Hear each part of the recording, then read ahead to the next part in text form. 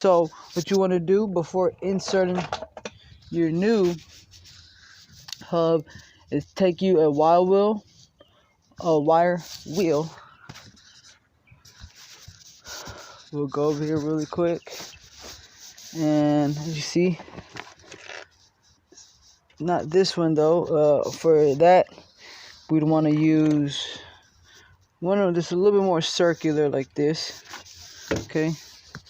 Grab my gloves. You're gonna have a lot of brake dust flying off, and I do have a mask on right now for the pandemic that's going on. Topo Chico right there for hydration.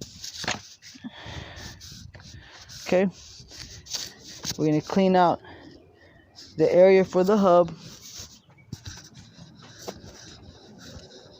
and after you clean out the area for the hub, you want to make sure that you have some grease handy. In my case, it's multi-purpose grease right here. Okay, and you're gonna grease. After this is all nice and cleaned, you're gonna grease where the new hub will actually sit.